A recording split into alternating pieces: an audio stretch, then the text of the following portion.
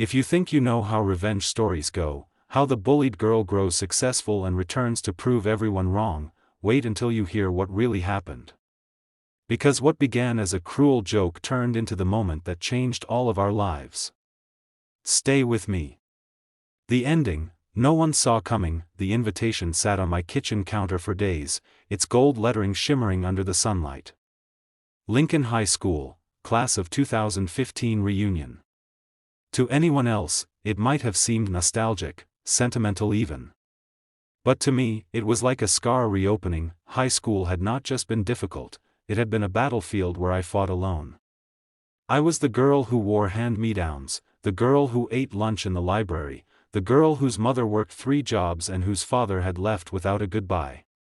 They called me class loser like it was my legal name, but they had no idea who I had become. I ran my fingers along the invitation again as my assistant, Marin, peeked into my office. You've been staring at that thing for a week.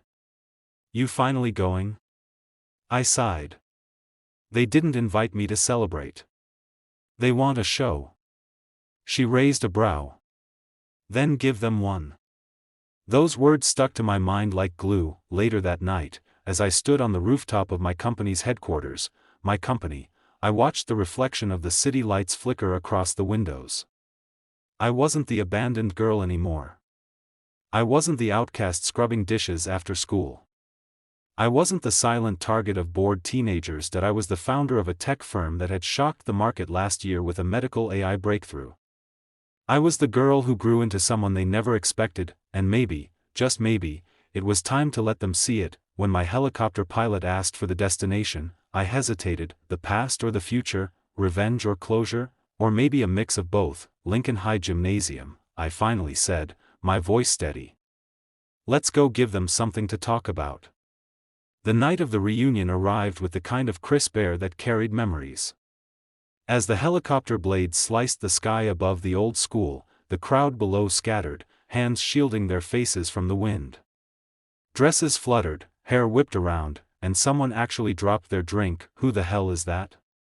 I heard someone yell, and when the door opened and I stepped out, heels hitting the ground with confidence I never had before, the gasps echoed around me like applause. But that was only the beginning. The moment that changed everything hadn't happened yet. The gym was decorated with cheap balloons and old banners, just like the dances I had once pretended not to care about.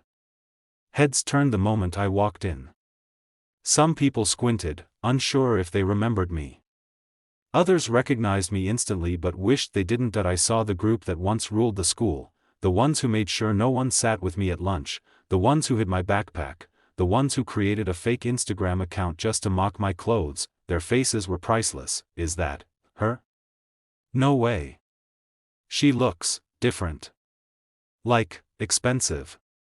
One of them, Madison, stepped forward. She used to be the queen bee, the girl who laughed the loudest when someone was hurting. Time had softened her beauty but not her arrogance. Wow, she said, scanning me from head to toe, you really cleaned up. What do you do now? I opened my mouth to answer, but someone beat me to it. She owns Halcyon Technologies, said a voice behind her. A familiar one. Eli Turner. He had been the only person in school who treated me like I existed, the boy who once sat beside me during a thunderstorm when everyone else hid under the bleachers. We weren't exactly friends back then, but he was kind.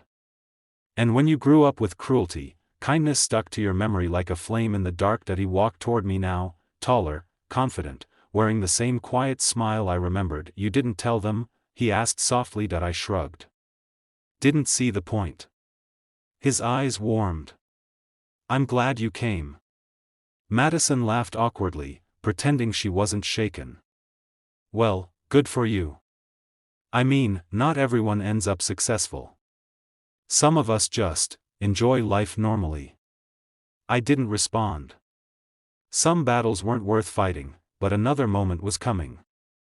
A bigger one. Midway through the night, the principal invited everyone to gather for a slideshow of memories. I stood near the back, my fingers cold. Then the screen lit up, pictures of everyone flashed, football games, pep rallies, prom. And then, suddenly, Me. A photo taken secretly of me eating alone in the library. A video of me tripping on the stairs while someone laughed behind the camera. A picture of the cruel nickname they had carved into my locker. The room fell silent. No one had expected this, not tonight.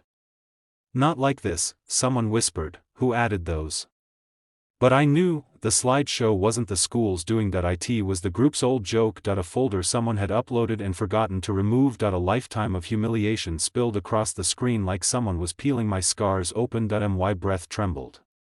The old pain clawed at my chest, but before I could speak, a hand touched mine. Eli's. He stepped forward, voice steady but sharp. Turn it off. Now.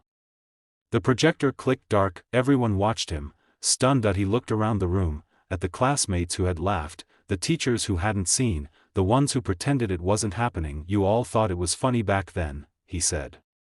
But you should know something. She is the strongest person here. She survived all of you. The words hit harder than any spotlight. I swallowed, feeling something melt inside me. Fear, maybe. Anger. Or the weight I'd carried for too long. I stepped forward too. I'm not here for revenge, I said, my voice clear. I didn't come in a helicopter to show off. I came because I needed to see the past one more time, to let it go. The room was so quiet I could hear my own heartbeat. I built a life that has nothing to do with who I was in this building. I found people who believed in me.